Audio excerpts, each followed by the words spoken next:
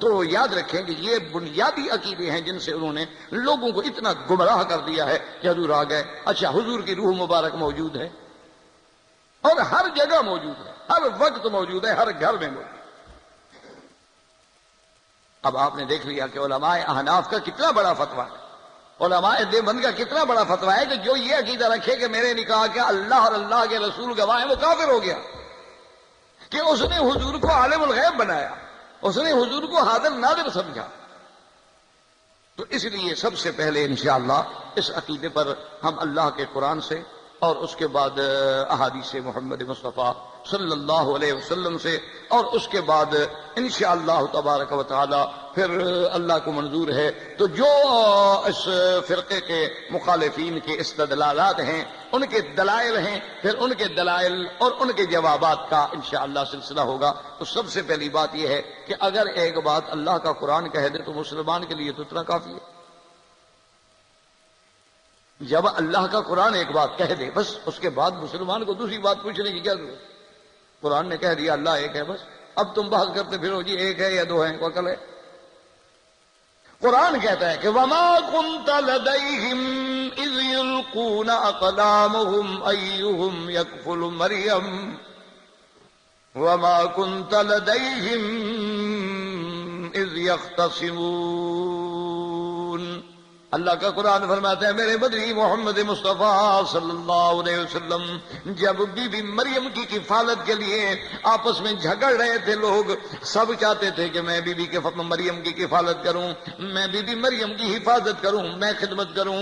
آخر حضرت زکریہ علیہ السلام نے کہا کہ دیکھو بھائی میرا حق ہے، اس لیے کہ میرے گھر میں بی بی مریم کی خالہ ہیں اور خالہ بمنزلۃ الام ہیں، لیکن اگر آپ یہ بات بھی نہیں مانتے تو ایسا کرتے ہیں کہ قرآن دازی کر لیتے ہیں، جس کا نام قرآن کہلا ہے وہ بی بی مریم کی کفالت کرے. سب لوگ راضی ہو گئے. اب قرآن دیکھیں نا جی، سبحان اللہ، یہ تو پیغمبروں کی قرآن دادی ہے نا. قرآن دادی یعنی قرآن کیسے ڈالا گیا؟ ہمارے ہاں یہ ہوتا ہے نا کہ چلو بھی نام لکھ لیا اس کو کہاں نکال لو. ہمارے ہاں تو عام طور پہ یہ قرآن ہوتا ہے نا کہ مثال کے طور پر بھی دو کاغذوں میں نام لکھ لیا اور اس سے کہا بس ایک کامیاب ایک ناکام، کہا نکال لو بھی جو کامیاب، بابا یہ جیت گیا اور یہ ہار گیا. تو ایک دفعہ ایسے ہمارے ملک میں الیکشن ہو رہے تھے، جب دونوں کینڈیڈیٹوں کے ووٹ برابر ہو گئے تو فیصلہ ہونا تھا قرآن اندازی پہ، فیصلہ قرآن اندازی پہ ہونا تھا. تو ان میں ایک کینڈیڈیٹ ایسا تھا کہ میں نے اس سے کہا کہ یار پتہ نہیں اب کیا ہوگا. اس نے کہا جی آپ فکر کیوں کرتے ہیں، میں نے ہی جیتنا ہے. میں نے کہا بھی آپ کیسے جیتیں گے، آخر قرآن ہے پتہ نہیں کس کے نام نکلا ہے. اس نے کہا جناب میں نے جیتنا ہے، میں نے جیتنا ہے، جب طاقت میرے ساتھ ہے، جب قوت میرے ساتھ ہے، جب اقتدار میرے ساتھ ہے تو میں نے جیتنا ہے. میں نے کہا یار یہ کیسے ہو سکتا ہے بھائی، اب معاملہ آ گیا، تم دونوں کی طاقت برابر ہو گئی، دونوں طرف سے تمہارے جو ووٹ ہیں نا دونوں طاقتوں کے دونوں کینڈیڈیٹس کے برابر ہو گئے. تو اب آخری فیصلہ ہونا ہے قرے پہ، اور قرے کا فیصلہ تو تقدیر کرتی ہے نا، جو اللہ چاہے گا. پتہ نہیں کس کا نام نکلا ہے، ہو سکتا ہے تمہارا مخالف بھی جیت گیا. اس نے کہا جناب اگی صاحب عجیب باتیں کرتے ہیں، میرا مخالف کیوں جیت گیا، تو میں نے جیتنا ہے. خیر ہماری تو گپ شپ ہو رہی تھی، مذاق ہو رہی تھی. وہ جناب قرآن دادی ہوئی اور وہ جیت گیا. اور اس کے بعد جناب وہ مجھے ملا بعد میں، تو کہنے لگا کہ دیکھیں گے اب میں جیت گیا ہوں کہ نہیں جیت گیا. میں نے کہا یار تم اتنے یقین سے کیسے کہہ رہے تھے؟ اس نے کہا جناب جب دونوں پہ میرا نام لکھا ہوا تھا تو میرا نام ہی نکلنا تھا نا. انہوں نے کہا سائیں کمال کرتے ہیں، بلکہ لکھنے والے بھی ہمارے تھے، اٹھانے والے بھی ہمارے تھے، نام دونوں پہ میرا تھا، جو اٹھاتے جیتنا تو میں نے تھا. اس وقت جب شور ہو گیا مبارک مبارک، دوسری پرچی کس نے دیکھنی تھی؟ وہ تو پھر شور ہو جاتا ہے نا، سب کا ہلکا ہو جاتا ہے نا، سبحان اللہ جیت گئے مبارک جا، اس کو اٹھا کے جا رہے ہیں. اب ہارا ہوا بھی شرمندہ ہو کے بیچارہ پیچھے نکل جاتا ہے. دوسری پرچی اٹھا کے دیکھے کون کہ اس میں بھی یہی نام لکھا ہوا ہے یا کوئی اور نام لکھا ہوا ہے. تو بہرحال یہ ہے جی، اس بات کو سمجھیں کہ لیکن یہ نبوت کا انتظام ہے. حضرت نے حکم دیا کہ بھی قلم لے آؤ. وہ قلم تھی جو پہلے دور میں جو ہم لکھتے تھے، اپنا کانے کی قلمیں بناتے تھے نا، چاقو سے ٹھیک کر کے وہ قلمیں بناتے تھے اور لکھتے تھے. اور اسی زمانے میں الحمدللہ جن لوگوں کے خط تھے نا، یہ جب سے انگریز کا قلم آیا، خط بھی بگڑ گیا، ایمان بھی بگڑ گیا، دل بھی بگڑ گیا. آج مجال ہے کہ کسی کا خط ٹھیک ہو. پیدا ہوئے تو پنسل شروع ہو گئی، بال پین شروع ہو گئے، بال پوائنٹ شروع ہو گئے، پھر پین شروع ہو گئے، پھر پارکر آ گیا، پھر شیفر آ گیا، تو اس کا ہاتھ کیسے ٹھیک ہو؟ وہ تو جب کفر آئے گا بگڑے گی چیز. وہ خط میں آئے خط بگڑے گا، دل میں آئے دل بگڑے گا، کھانے میں آئے کھانا بگڑے گا، ایمان میں آئے ایمان بگڑے گا، لباس میں آئے لباس بگڑے گا، شکل میں آئے شکل بگڑے گی. شرط لگا لو جہاں انگریزی چیز آئی نہیں اور بندہ بگڑا نہیں. ابھی آپ نے دیکھ لیا ہے نا کہ انہوں نے جوتے پر اللہ لکھ دیا، جوتے کے تلے کے اوپر لکھا ہوا ہے اللہ، گاڑی کے فٹ میٹ میں لکھا ہوا ہے اللہ، گاڑی کے بریک پہ جہاں بندہ پاؤں رکھتا ہے وہاں لکھا ہوا ہے اللہ. پھر کہتے ہیں کہ جی مسلمان متعصب ہیں، مسلمان ایسے ہیں، مسلمان متشدد ہیں، مسلمان پاگل ہیں اور بڑے فنڈامنٹلزم کے شکار ہیں. ہم شکار ہیں کہ تم ان کو یہ بگاڑتے ہو. انا للہ و انا الیہ راجعون. بہرحال جناب یہ ہے کہ حضرت نے فرمایا کلمے لے آؤ، ہر آدمی کا نام لکھو قلم پر. قلم پر نام لکھ دیا، کہا اس کو دریا ندی میں ڈال دو. نہر بہ رہی تھی، کہا ندی میں ڈال دو. اچھا جی ندی میں ڈال دیں گے پھر کیا ہوگا؟ انہوں نے کہا جو کلمے پانی کے بہاؤ کے ساتھ نیچے بہ جائیں وہ تو بہ گئی، اور جو قلم پانی کے ضد میں اوپر جائے اس کا مطلب ہے وہی کفالت کرے گا. اب بتائیں اس میں کون کھوٹ کر سکتا ہے؟ جناب ہر چیز تو نیچے بہتی ہے، اوپر کوئی بہتی ہے؟ اوپر تو پھر اللہ کی قدرت سے جائے. تو اب اللہ پاک نے کتنا نص سے قطعی میں فقہ وما كنت لديهم اذ يلقون اقلامهم ايهم يكفل مريم وما كنت لديهم اذ يختصمون.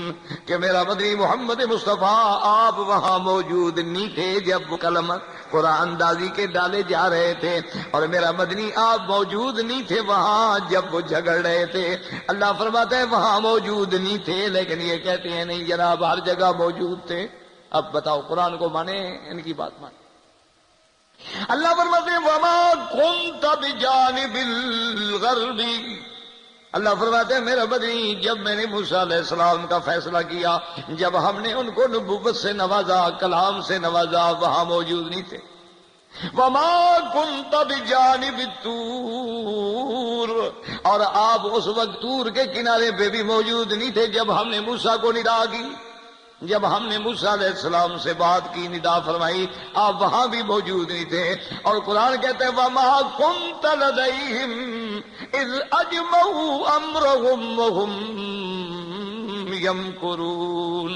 کہ میرا مدنی محمد مصطفیٰ آپ وہاں بھی موجود نہیں تھے جب وہ مل کے ایک تدبیر کر رہے تھے، مکر کر رہے تھے، آپ وہاں موجود نہیں تھے. قرآن کہتا ہے موجود نہیں تھے. قرآن کہتا ہے طور پہ بھی موجود نہیں تھے. قرآن کہتا ہے کہ جانب الغربی پہ بھی موجود نہیں تھے. قرآن کہتا ہے کہ بی بی مریم کی کفالت کی قرآن دادی میں بھی موجود نہیں تھے. قرآن کہتا ہے کہ جب یوسف کے بھائی تدبیریں کر رہے تھے آپ موجود نہیں تھے.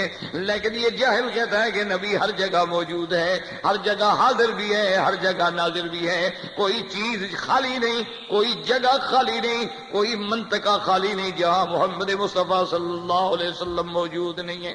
اب آپ خود اندازہ لگا لیں. اور خدا کے لیے اللہ نے آپ کو علم دیا ہے. ٹھنڈے دل سے سوچیں کہ اگر میرا مدنی ہر جگہ موجود ہے تو پھر معراج کا کیا مطلب ہے؟ حضور تو پھر ہر جگہ موجود ہے، بیت المقدس میں بھی موجود، مکے میں بھی موجود، آسمانوں میں بھی موجود. پھر قرآن کیوں کہتا ہے کہ ہم کہاں لے گئے؟ من المسجد الحرام الى المسجد الاقصى الذي بارکنا حولہ لنریہ من آیاتنا.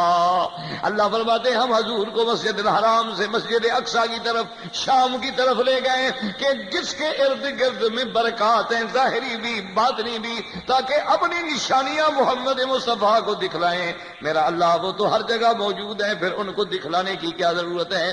اگر ہر جگہ حاضر ناظر مانے تو پھر مسئلہ یہ ہے کہ معراج ختم. اور اسی طرح یاد رکھو کہ ہجرت کا کیا معنی ہوتا ہے؟ ایک جگہ سے دوسری جگہ منتقل ہونا، ایک بلد سے دوسرے بلد میں جانا، ایک جگہ سے دوسری جگہ تشریف لے جانا. اگر حضور کو ہم ہر جگہ حاضر ناظر مان لیں، ایمان سے کہیں، پھر ہجرت کا کیا معنی ہے؟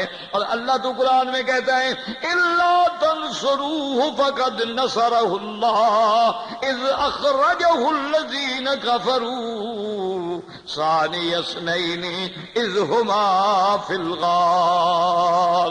اللہ فرماتا ہے جب دو میں سے دوسرا، آپ غار میں موجود ہیں، حضور غار میں ہیں تو مکے میں نہیں ہیں، مکے میں ہیں تو غار میں نہیں ہیں، مدینے میں ہیں تو مکے میں نہیں ہیں، پھر ہر جگہ حاضر ناظر کا کیا معنی ہے؟ اگر ہم حضور کو ہر جگہ حاضر مان لیں، ہر جگہ ناظر مان لیں، ہر چیز کے دیکھنے والا مان لیں، تو پھر ہجرت کا کیا معنی؟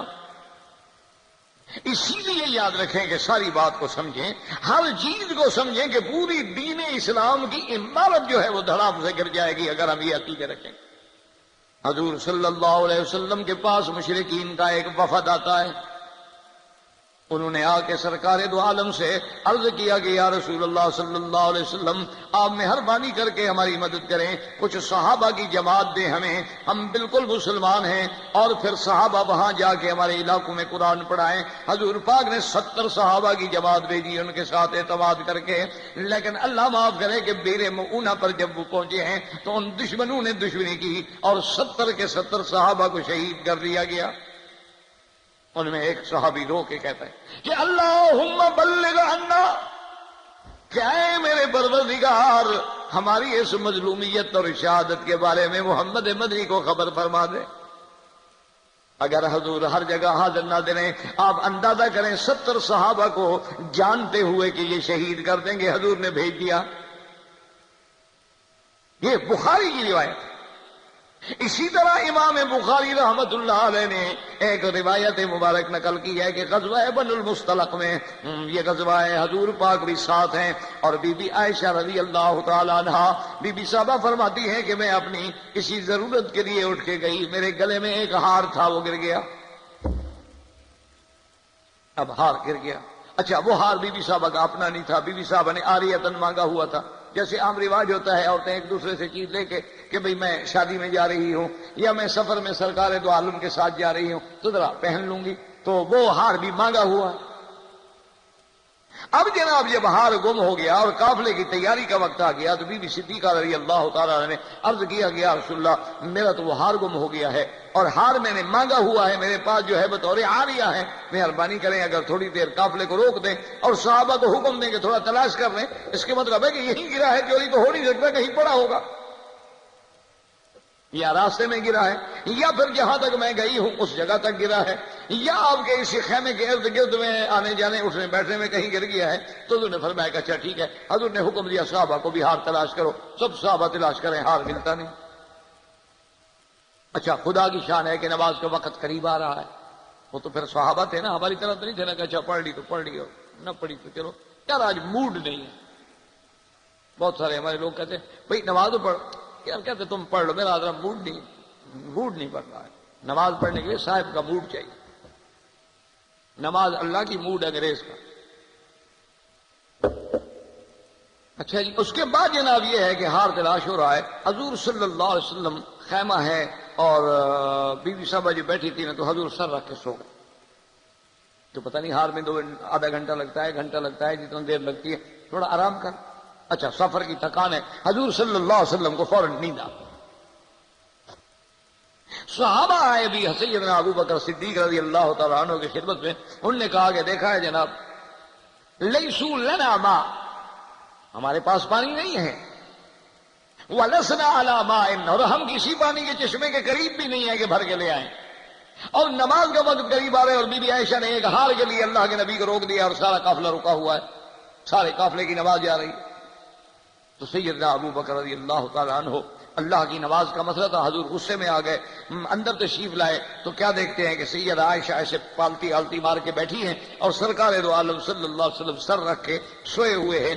تو لیکن ابو بکر نماز کا مسئلہ ہے، غصے میں آیا نا تو بی بی عائشہ کو یہاں مارا زور سے، باپ ہے۔ اسی سے فقہا نے مسئلہ لکھا ہے کہ شادی ہو جانے کے بعد بھی باپ کا اپنی بیٹی سے حق ختم نہیں ہو جاتا، اور فقہا نے یہاں سے مسئلہ نکالا ہے کہ شادی کے بعد بھی باپ اپنی بیٹی کو کسی دین کے مسئلے میں ادب سکھانے کے لیے مار سکتا ہے۔ تم تو خیر شادی سے پہلے نہیں مار سکتے، بعد کی کیا بات کرتے، بعد میں پھر شوہر آپ کو ٹھیک نہیں کر دے گا۔ دیکھو جی جب آپ نے جہیز دے کے شادیاں کرنی ہیں تو پھر ادب عزت تو اسی طرح ہوگی، جب ہم نے لڑکیوں کو تول کے دینا ہے، تول کے لینا ہے، تو پھر عزت کی کیا بات ہے؟ منڈی ہے مصر والے ذرا کھلی لگا دیتے تھے، ہم گھر میں بولی دیتے ہیں، فرق کیا ہے مجھے بتائے؟ اچھا وہاں لڑکیوں کو خریدا جاتا تھا، یہاں لڑکیوں کو خریدا جاتا ہے۔ وہ ایک دفعہ مجھے ایک مولوی صاحب ملے نا، تو ان کا باپ تھا بوڑھا، تو وہ بیچارہ عمرہ کرنے گیا نا، طواف کرنے کے بعد صفا مروہ جو دوڑنے گیا تو کہیں بھول گیا۔ اچھا بھول گیا، اب بیچارہ اس کا بیٹا پریشان، اچھا بیٹا بھی عالم، باپ بھی عالم تھے، ان کے بیٹے بھی ماشاءاللہ عالم تھے۔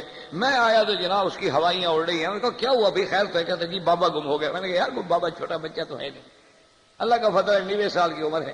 اس نے کہا حضرت یہی تو غم ہے نا، غم تو یہی ہے کہ وہ بوڑھے ہیں، اور کہنے لگا آج تو وہی حال ہے کہ یعقوب اور میرا کہ وہ پسر گم کرتا بودو من پدر گم کرتا ہے، کہ یعقوب بیٹے کو گم کر کے رو رہا تھا، میں باپ کو گم کر کے رو رہا ہوں، مہربانی کریں میری مدد کریں، حال دونوں کا ایک جیسا ہے۔ تو خیر بہرحال اس کے بعد وہ مل گیا۔ تو میرے کہنے کا معنی یہ تھا کہ اس وقت لڑکیوں کو منڈی میں کھڑے کر کے بولی دیتے تھے، اب جناب لڑکے جو ہیں، اگر لڑکا ڈاکٹر ہے، انجینئر ہے، پڑھا لکھا ہے، یعنی اس کے پاس کوئی انگریزی، مقصد یہ کہ انگریزی پڑھا لکھا عالم ہو تو اس کے لیے تو رشتہ ہی نہیں ملتا۔ ہاں اچھا کیا پڑھا ہوا ہے؟ انہوں نے کہا جناب بخاری شریف۔ وہ چھوڑو مولوی ہو یا نا بھئی، وہ تو جناب حرم شریف میں درس دے، او بھئی چھوڑو یار، وہ بات وہی مولوی والی ہوئی نا، وہ تو رات دن قرآن حدیث ہی سنائے گا اور کیا کرے گا؟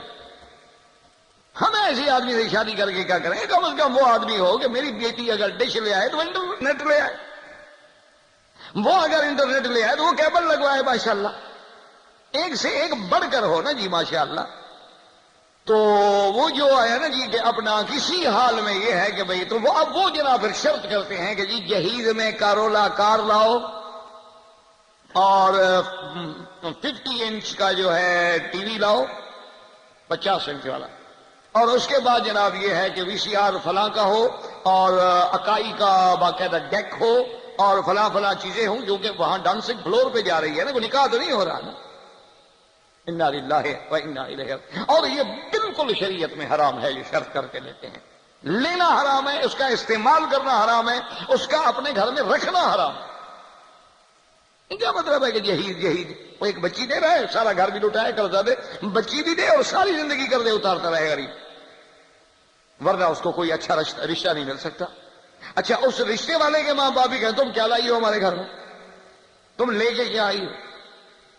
انا للہ و انا الیہ راجعون، اللہ معاف فرمائے۔ تو بہرحال جناب فقہا نے یہاں سے مسئلے نکالے ہیں، فقہا کا کام یہی ہوتا ہے، وہ ہوتے تو حدیث کے تابع ہیں، لیکن ان کا کام ایسے ہے کہ جیسے غوطہ خور غوطے دریا میں لگا کے اندر سے موتی نکالتا ہے، وہ فرمان حدیث سے حکم نکالتے ہیں کہ اس حدیث سے یہ مسئلہ نکلا، اس حدیث سے یہ مسئلہ نکلا، اس حدیث سے یہ مسئلہ نکلا۔ اور ہم عام پڑھنے والے جو ہوتے ہیں، چونکہ ہماری عقل ویسے معوف ہوتی ہے، ہم کہتے ہیں دیکھو جی یہ نئی بات کریں، حدیث تو نہیں ہے نا جی، حدیث میں تو نہیں ہے یہ۔ جیسے ایک آدمی، ایک عورت جو تھی، وہ حضرت عبداللہ بن عباس کے نے کہا جی آپ نے مجھے ان چیزوں سے روکا ہے کہ میں یہ بال جو ہے باریک نہ کروں، اور میں بالوں کے ساتھ بال نہ جوڑوں، اور میں جناب یہ گدواؤں نہیں، یہ کہاں ہے قرآن میں؟ آپ نے کہا ہے قرآن میں۔ ہم نے کہا بی بی قرآن میں ہے۔ اس نے کہا میں نے قرآن الف سے یہ لے کر الناس تک پڑھا ہے، اس میں تو کہیں نہیں ہے کہ حکم لکھا ہوا۔ تو آپ نے فرمایا بی بی قرآن میں ہے۔ وہ بیچاری پھر بگڑ گئی، اس نے کہا جی میں نے سارا قرآن پڑھا ہے، کسی جگہ قرآن میں یا کوئی آیت نہیں جس میں لکھا ہوا ہو کہ عورت جو ہے اپنی بھویں باریک نہ کرے، عورت جو ہے اپنے بالوں کو نہ جوڑے، عورت جو ہے جناب بال نہ کٹوائے، عورت جو ہے اس طرح کا میک اپ نہ کرے، کسی جگہ قرآن کی کسی آیت میں۔ آپ نے فرمایا قرآن میں ہے لیکن تمہیں سمجھ نہیں آیا، ان چیزوں سے منع کیا ہے رسول اللہ نے، اور اللہ قرآن میں کہتا ہے کہ ما آتاکم الرسول فخذوہ وما نہاکم عنہ فانتہوا، جو میرا مدنی کہے اسی کو پکڑ لو، جسے روکے رک جاؤ۔ بتاؤ قرآن میں ہے کہ نہیں ہے؟ انہوں نے کہا ہاں جی اب بات سمجھ آئی کہ قرآن میں ہے۔ تو اس لیے حضرت صدیق نے مارا۔ آپ نے کہا کہ عائشہ عجیب بات ہے، ایک ہار کے لیے تم نے 1500 آدمی کی نماز جا رہی ہے، حضور کو روکا ہوا ہے۔ حضور صلی اللہ علیہ وسلم بھی بیدار ہو گئے، اور اس کے بعد ابو بکر بھی غصے سے باہر نکل آئے۔ اللہ نے قرآن نازل کر دیا کہ فَإِن لَّمْ تَجِدُوا مَاءً فَتَيَمَّمُوا صَعِيدًا طَيِّبًا۔ اللہ نے قرآن نازل کر دیا کہ میرا مدنی امت کو کہہ دو کہ پانی نہ ملے نہ مٹی پہ ہاتھ مار کے بس تیمم کر لیں، میں نمازیں قبول کر لوں گا۔ سارے صحابہ اٹھ کے آ گئے، کہنے لگے ابو بکر مبارک ہو مبارک ہو مبارک ہو کہ تیرا گھرانے کو اللہ نے رحمتوں کے لیے چن لیا ہے۔ اگر عائشہ نہ روکتی حضور کو تو یہ حکم نہ آتا، اور قیامت تک حضور کی امت کو یہ رعایت نہ ملتی ہے، تیرے گھرانے کی وجہ سے رعایت ملی ہے۔ تو حضور نے کہا بھی چلو اب تیمم کا حکم بھی آ گیا، نمازیں پڑھو، اور نہیں ملا ہار، چلو جب اونٹ کو اٹھایا گیا تو ہار اونٹ کے نیچے پڑا، وہ بی بی صاحبہ اترنے لگی نا، ہار گر گیا، اونٹ بیٹھ گیا اوپر، سارے صحابہ موجود ہیں، اللہ کا نبی موجود ہے، لیکن ہار نہیں ملتا۔ تو اگر ہر جگہ اللہ کے پیغمبر موجود ہیں اور ہر چیز کو اللہ کے انبیاء جانتے ہیں، ہر چیز کے دیکھنے والے ہیں، ہر چیز کے جاننے والے ہیں، ہر جگہ حاضر و ناظر